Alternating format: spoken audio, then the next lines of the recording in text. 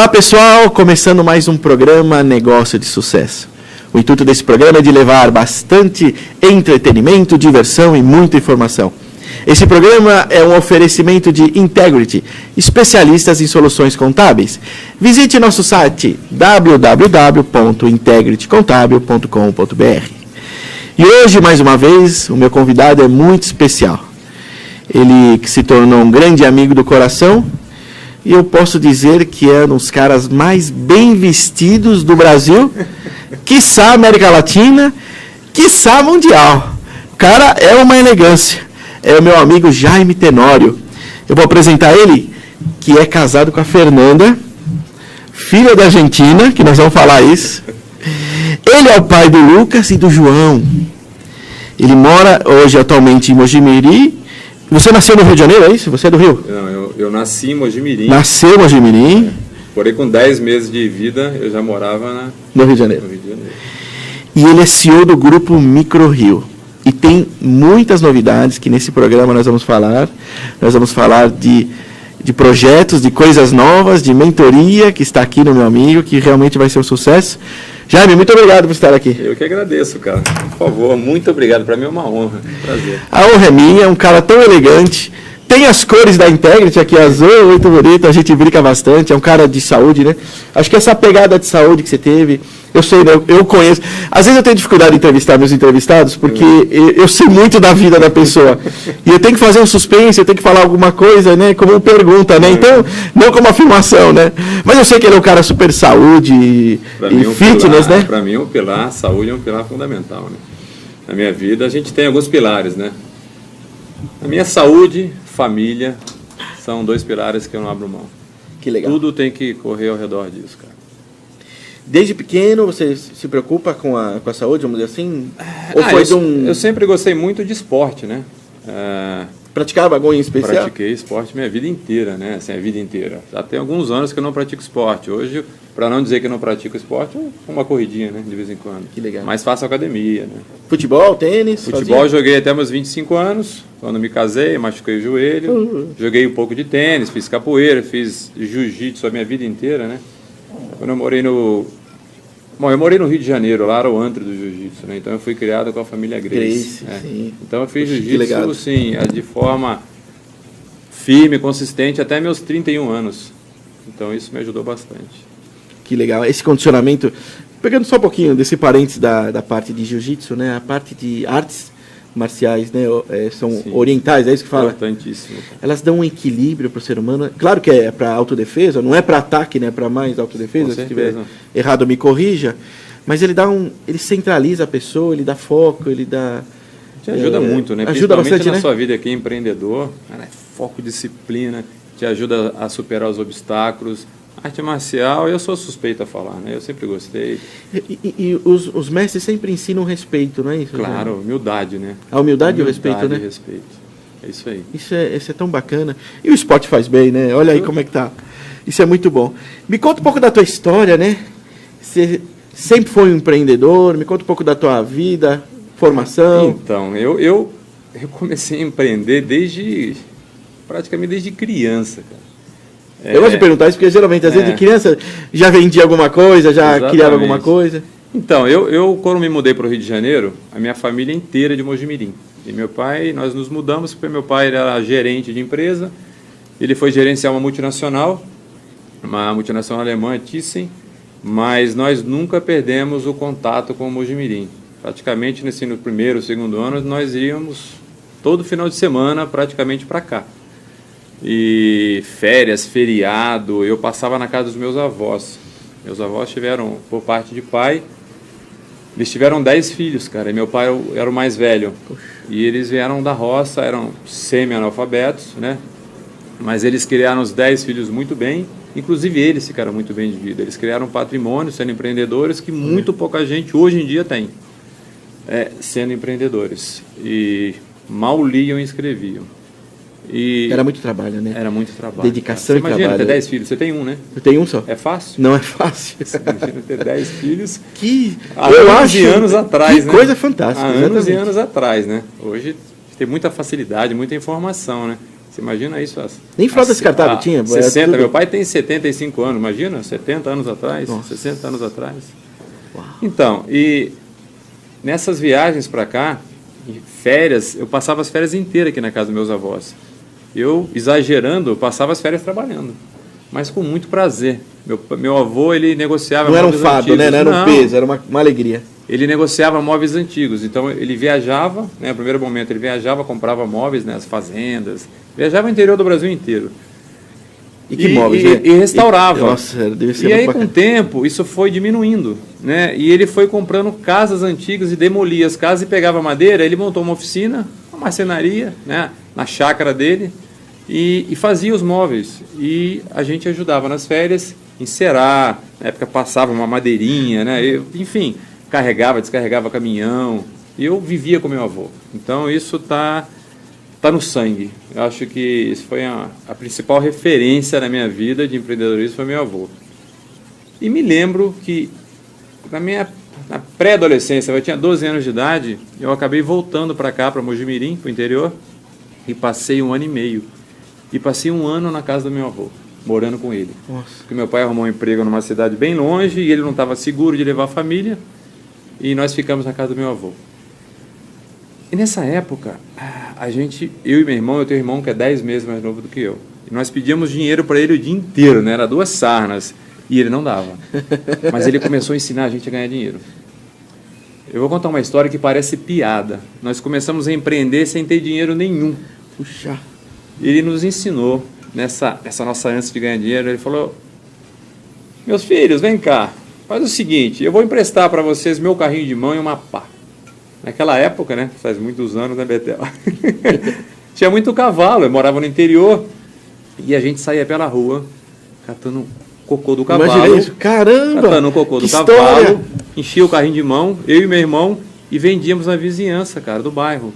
A gente ficava horas andando, e eu não sei se as pessoas, por dó daqueles 2 meninos ali, né, eu tenho 12, meu irmão tinha 11, 10 meses mais novo do que eu, e nós conseguimos vender. E ele, nessa mesma chácara... Quem era vendedor? Tinha... Existe um dom de venda entre você e ele? Ou os dois são bons de lábia? Sim, os dois. Eu um pouco mais. Os dois, até porque eu era mais velho, eu tomava mais iniciativa, mas o meu irmão também era vendedor. E ele também... Ele tinha um pomar, né, nessa chácara dele, e dava muita laranja, cara. Dava laranja o ano inteiro.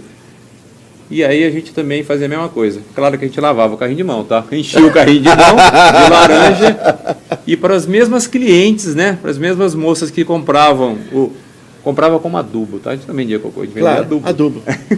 E era muito mais fácil, claro, vender laranja, né? Então começou aí. Minha veia empreendedora começou cedo. Que bacana. E ele deixava ficar com o dinheirinho, por acaso? Ou ele falava, não, uma parte é minha? Não, era tudo ou vou administrar? Tudo nosso. Só tinha que devolver o carrinho limpo, inteiro, tudo nosso. E final de semana a gente lavava o carro dele, né? Dos meus tios, né? Também para ganhar um troquinho? Para ganhar um troquinho. Você lembra se você guardava o dinheiro? Você tinha dó de gastar? Não tinha. Nessa época Gastava? A gente ganhava e comprava, fazia pipa, comprava chute, enfim. Não guardava. Eu lembro, eu era pequeno, eu tinha uma dó de gastar dinheiro. Cara. Eu acumulava bastante, recebia, eu sempre tinha dinheiro. Mas não adiantava nada, porque tinha muita inflação, né? Aquela nota, nesse mês valia o valor, daqui 3 meses não valia quase nada, né? Sumia, era bem diferente. Que bacana, assim que você... Eu acredito que o empreendedor, ele nasce empreendedor, né? Em algum momento ele desperta, né? Tem perfis e perfis, né? O perfil de empreendedor é uma linhagem. E tem perfil de segurança, que eu falo, né? Que a pessoa vai ser um bom funcionário, vai ter altos cargos, mas ela nunca vai criar nada. Você começa a enxergar as oportunidades, né? Esse ano e meio, voltei para Teresópolis, né? Foi onde eu morava nessa época. E me lembro que já aos meus 16, 17 anos de idade... Eu sempre gostei, você me apresentou e falando que eu sou um cara elegante, que me visto bem e tal, e eu sempre gostei realmente de roupa, né? E eu sempre procurei entender um pouquinho, né? Prestar atenção.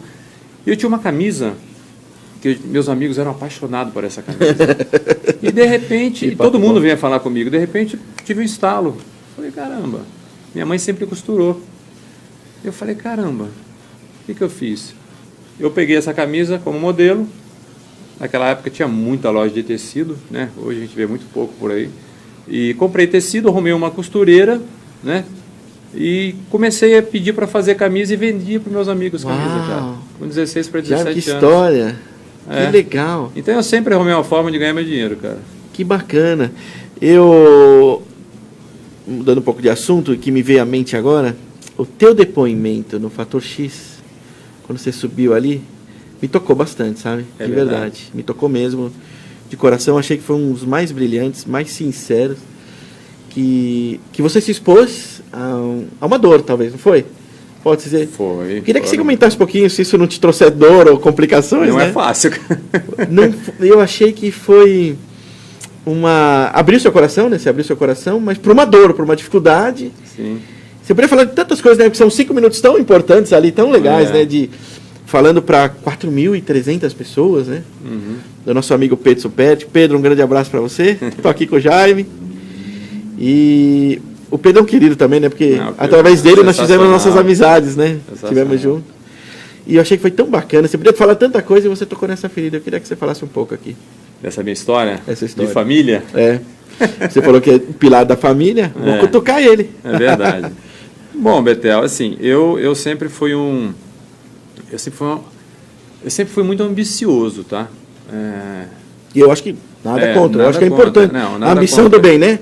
De querer alcançar as coisas. As pessoas às vezes confundem ambição com ganância, né? Eu sempre fui ambicioso, querer ter uma vida legal, né? E sempre eu nasci com esse mindset. Eu sempre soube que tudo que eu fosse ter na minha vida só dependeria de mim. Isso eu sempre entendi isso. Por mais que tivesse patrimônio na família, herança, você nunca pensou nisso, né? Mas não tinha, tá? Eu era um menino de classe média, meu pai era um gerente de empresa, tinha uma vida razoável, né? Nunca tive uma vida, nunca passei dificuldade, longe disso, sempre morei... Graças a Deus. Classe média, né? Mas eu era adolescente, sim, eu fui um adolescente muito rebelde, cara. Muito, eu dei muito trabalho aos meus pais. Isso eu tenho que confessar, já pedi perdão a eles várias vezes. E eu não gostava muito de estudar. Eu nunca me enquadrei nesse modelo de ensino tradicional que existe até hoje. Veja, eu tenho 50 anos e não muda, e até hoje o modelo de ensino é o mesmo. E eu já tinha esse lado dos meus avós, né, que conseguiam ganhar dinheiro, empreender, né? E aí eu fiz o segundo grau, eu passava de ano, mas confesso que meio que na marra, ficava em recuperação. E os meus pais não entendiam essa minha ambição, né? Como que o menino... Porque na cabeça deles, eu só seria alguém na vida se eu fosse um médico, né? Um engenheiro, um advogado. O diploma, essas coisas que você já deve ter escutado sim. Né, a gente escuta até hoje. E diante dessa situação, cara, o meu pai, nessa época, era gerente dessa multinacional, né, em Teresópolis. Ele me perguntou se eu queria fazer um estágio com ele. E eu aceitei. Como eu te falei, eu era ambicioso, né? E, cara, fui para lá e me encontrei ali. Eu adorei. E me lembro que no primeiro mês eu falei para meus pais, cara, eu vou ter uma empresa dessa um dia. Eles olharam para mim, você é maluco, né? Você não tem juízo, você não nasceu para isso, você não é filho de pai rico, essas crenças, né?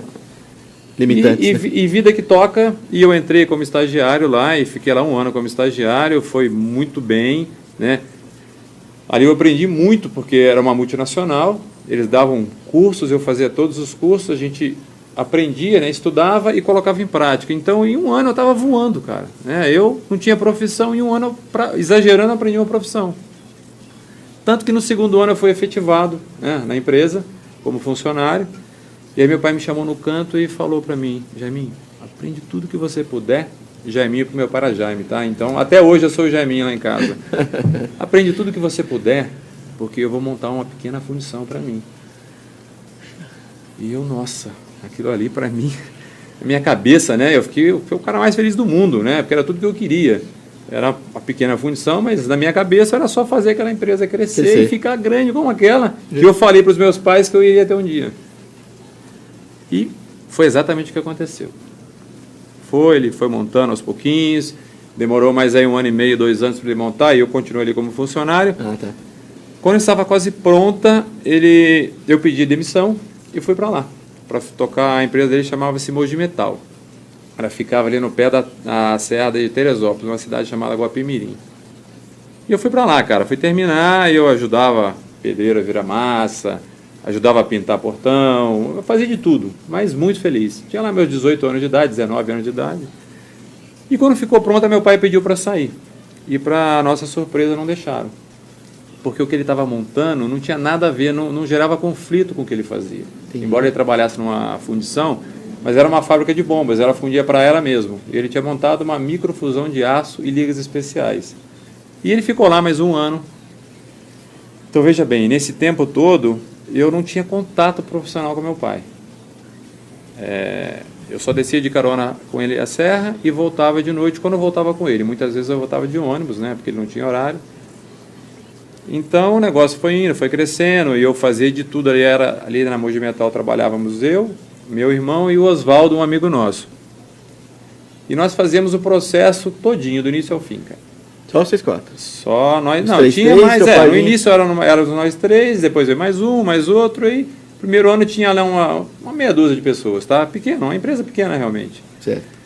E nós não tínhamos experiência para tocar a empresa, né? Aí depois de um ano, o negócio começou a crescer, meu pai se viu obrigado a pedir demissão. E foi o que aconteceu. E aí nós começamos a trabalhar juntos. Bom, eu vou resumir a história, porque senão a gente vai ficar aqui, nós não temos tempo. Nossos problemas começaram a começar. Meu irmão não aguentou, né? Ele pediu para sair, não era o que ele queria, e eu gostava muito daquilo, né? Eu resolvi aguentar, né? Falei assim, não, vai melhorar, vai melhorar. Eu e meu pai brigávamos muito. Foi o que eu falei lá, né, no palco do Fator X. Sim. Nós discutíamos, cara, todo santo dia. Isso eu tive problemas com a minha família durante muitos e muitos anos por isso, cara. A gente brigava na frente da família, brigava na frente dos funcionários. O clima era muito ruim. Tanto que no meio do caminho, eu não falei lá porque eu não tive tempo, eu saí dali 2 vezes, né? Uma vez eu saí, fui trabalhar em vendedor de loja, fui muito bem. Em um determinado momento ele me pediu para voltar, eu voltei. Puxa vida. Aí aos 25 anos eu conheci Fernanda, fomos morar juntos, ela foi trabalhar com a gente. Nessa época, e as brigas continuavam, né? Isso, na verdade, só piorava, né? Igual um relacionamento. Você começa a brigar com sua esposa todo dia, chega uma hora e você não aguenta mais, né? E era exatamente assim. Tinha dias que eu chegava a olhar para o meu pai, olhava para mim e a gente balançava a cabeça assim, como quem diz bom dia, que nem se falava. Que coisa. Era assim. Mas isso tudo profissional, tá? Claro que afetava a nossa vida pessoal, né? E a Fernanda foi trabalhar conosco e nos ajudou muito. Nós não tínhamos um escritório, nosso escritório era uma mesa no meio do barracão onde ficava o forno da fundição, e ela começou a informatizar, consegui convencer meu pai a fazer um escritório do lado de fora. E a nossa relação começou a piorar, porque a minha esposa começou a presenciar essas brigas. E aí começou a afetar o meu relacionamento com ela. Puxa. E aí pela segunda vez eu pedi para sair. Saí. Fui trabalhar de vendedor de fita de videocassete. Naquela época a locadora era uma febre, né? Era. Tinha uma locadora em cada esquina. E eu fui trabalhar de funcionário para o meu irmão, cara. Ele tinha montado uma revenda, ele e um amigo dele, o Luciano, e abriu uma vaga para atender determinadas cidades, e eu era um bom vendedor, e me dei muito bem. No primeiro mês eu comecei a ganhar mais do que eu ganhava trabalhando com meu pai na Mogi Metal. Infelizmente isso durou 6 meses porque eles quebraram. Eles não souberam administrar o negócio, e eu estava tão envolvido naquele negócio de locadora, fita de videocassete, que eu fiz uma das maiores burradas da minha vida, que foi comprar uma videolocadora, cara. Eu sempre fui um cara muito ativo, né? Sempre gostei de sair, visitar. Eu sou aquele cara de botar a pastinha do braço e sair vendendo. Eu vendia cocô na casa das pessoas, né? Eu me vi preso dentro de uma loja, dentro de uma videolocadora. Mesmo sendo dono, não dava prazer, Não. E eu ficava, caramba, o que eu vou fazer? Então, resumo da ópera. Também que não deu certo, né? Eu acabei fechando para não me endividar. Fez bem. Isso é um conselho, é melhor estancar o sangramento do que ficar sangrando a vida. E mais uma vez eu voltei para lá, né? Então, nessa época, a nossa relação começou a melhorar, porque meu pai começou a abandonar a empresa, e ninguém sabia o motivo, né? Ele estava doente, ele na verdade estava com uma depressão profunda, e ele não sabia, nós não sabíamos. E depois de um ano foi diagnosticado. E, bom, resumo da ópera, ele chegou um dia na sala de casa, ele reuniu a minha mãe e os 4 filhos, né? Somos em 4 filhos, 2 homens e 2 meninas, e falou pra gente que estava indo embora, que ele não sabia para onde, não sabia o que ia fazer, e foi exatamente o que ele fez, cara. Bom, e no dia seguinte, ele reuniu os funcionários da empresa. Nessa época já deveria ter uns uns 25 funcionários, né? Mais ou menos por aí. Empresa já de quase médio porte, né? E falou a mesma coisa, cara. Você vai me obrigar a contar essa história, né? Ele falou a mesma coisa e falou que daquele momento em diante eu seria o único responsável pela empresa. Mas que se ele estivesse no lugar dos funcionários, ele arrumaria outro emprego, porque ele tinha certeza que eu não conseguiria tocar o negócio. Bom, naquele momento, cara, né? Aquela dor, uma facada, né, no coração, né? É muito difícil. Eu me levantei, né, da reunião, fui para minha casa, eu e a Fernanda, e obviamente chorei a noite inteirinha, né? E no dia seguinte, cara, ele realmente foi embora, né? E nós não sabíamos para onde tinha ido, ficamos sabendo uma semana depois. Ele acabou indo para Alfenas, né, interior de Minas, em frente à represa de Furnas. No dia seguinte, nós arregaçamos as mangas, cara, eu e a Fernanda, e trabalhamos de noite. E conseguimos, graças a Deus, e ele ficou fora 2 anos e meio. 2 anos e meio nós dobramos a empresa de tamanho, dobramos de funcionário, mais do que dobramos o faturamento, né? Consegui colocar em prática tudo aquilo que eu queria, que eu acreditava, que eu não conseguia fazer com ele. Era um dos motivos das nossas brigas, né? Que eu queria crescer, eu queria, né, ambicioso. E depois de uns anos eu entendi que ele tinha montado aquela empresa para ser uma aposentadoria para ele, né? Então isso era um grande motivo. Nesses 2 anos e meio, a nossa relação, cara, foi acho que o momento mais alto até aquele momento, foi os melhores anos da minha vida com meu pai. Passei até uma relação de pai e filho. A gente não brigava, né, cara? A gente brigava até então todo dia. Passamos 2 anos e meio sem discutir. Uma relação, mesmo que seja por telefone, nos encontrando de vez em quando, né? Depois de 2 anos e meio ele voltou. E aí, cara, mesma coisa. Nossa relação voltou ao que era antes. No trabalho, voltou ao que era antes. Enfim, até o momento de eu ver que eu tinha que seguir meu caminho. Criou-se a MicroRio aí? Exatamente. Quando eu fiz 33 anos de idade, o meu segundo filho, João, nasceu. E aí eu já estava assim, eu estava começando a entrar no processo depressivo. E aí eu vi, não dá mais para ficar aqui, né? E naquele momento, o que eu sabia fazer era aquilo. Eu não tinha feito faculdade, né? Tinha feito muitos cursos, entendia muito, dominava o processo. O que eu imaginava? Eu não tinha dinheiro para montar uma empresa, né? Uma indústria. E eu estava pensando em arrumar um emprego, mas eu não estava contente com essa história, porque meu sonho empreendedor falava mais alto. E eu tinha aguentado aqueles anos ali porque eu tinha certeza que eu ia tocar aquela empresa. Mas eu não aguentava mais ficar ali. E aí me surgiu uma oportunidade, cara, de montar uma empresa na cidade de Mojimirim, voltar para minha terra natal. Falei com a Fernanda e ela falou, bom, Jaiminho, se você acredita nisso, se você acha que devemos, estamos juntos, eu acredito em você, vamos embora. E foi o que nós fizemos, cara. Juntamos as nossas trouxinhas e fomos embora de Malicuia. Cara, detalhe, as pessoas não acreditam, né? Quando o cara chega na minha empresa hoje, olha, nós não tínhamos R$1, BTO. Eu acredito nisso. Não tínhamos R$1 para montar nada. Eu não tinha dinheiro, cara. Eu tinha um salário razoável, né? Que eu conseguiria eu levava uma vida tranquila, mas eu não tinha minha casa própria ainda, né? Eu tinha, para não dizer a você que eu não tinha nada, naquela época eu tinha uma Ranger, cara, cabine dupla, diesel, né? Era um carrão. Era bonita, não tinha, não era, o mercado não era globalizado como hoje. Mas não, o que tinha de carro naquela época era Santana, Del Rey, né? Monza, Opala. Opalão. E as caminhonetes diesel, né? E eu tinha um carro desse quitado. E eu não pensei 2 vezes. Eu tinha uma caminhonete, eu tinha um terreno, né? Que a gente tinha um projeto, um sonho de construir. Vendi tudo. Em 2 semanas eu me mudei para Mojimirim com um filho de 6 anos e um de 6 meses. Nossa. Conversei com meu pai. Ele te ajuda, vou te ajudar. Eu vou te explicar como ele me ajudou, né? Ele tinha lá um forninho que não usava, tinha lá uma meia dúzia de máquinas que ele não usava, né? Bem velhas, mas que funcionavam, né? E eu falei, pai, eu vou fazer tudo aquilo que eu sempre quis fazer e você nunca acreditou que daria certo. O que é o quê? Eu me mudo... Quando eu era mais jovem, eu queria ter um escritório em São Paulo. Porque no Rio de Janeiro não tem indústria. Tudo acontece aqui em São Paulo, né? Verdade. Principalmente no meu ramo. As capitais do mundo, né? São Paulo E eu vou me mudar para lá e eu vou começar a vender para você. e ele tinha uma capacidade ociosa muito grande. Então, eu, querendo ou não, tive sorte, né? É uma mistura de tudo. E você vai me dar uma comissão. Você me dá o preço que você quer no produto, foi exatamente assim que eu consegui montar minha empresa. Poxa. Você me dá o preço que você quer e eu vendo. O que eu consegui vender a mais é minha comissão.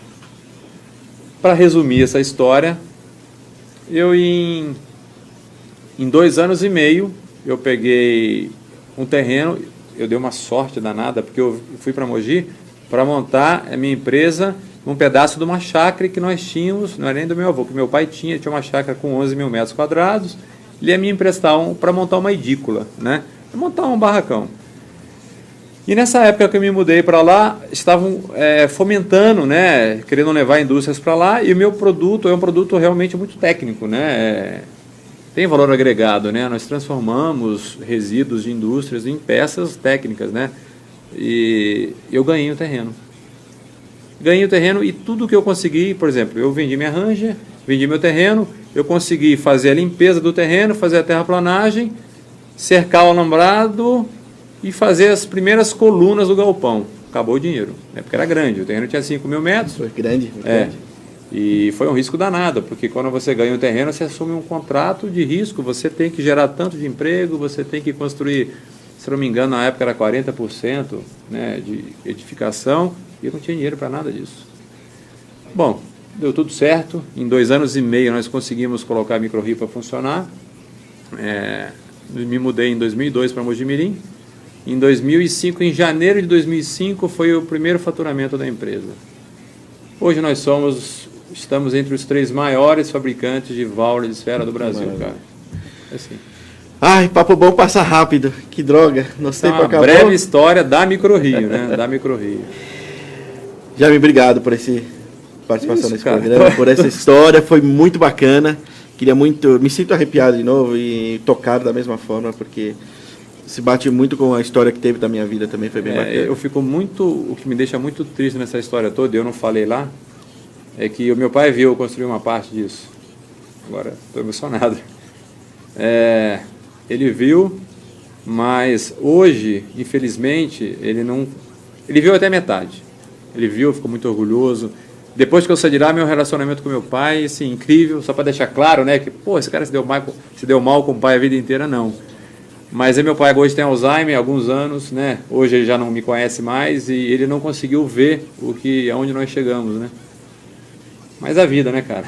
Difícil, mas você cuida dele até hoje. Cuido, com certeza. E cuidará até o fim.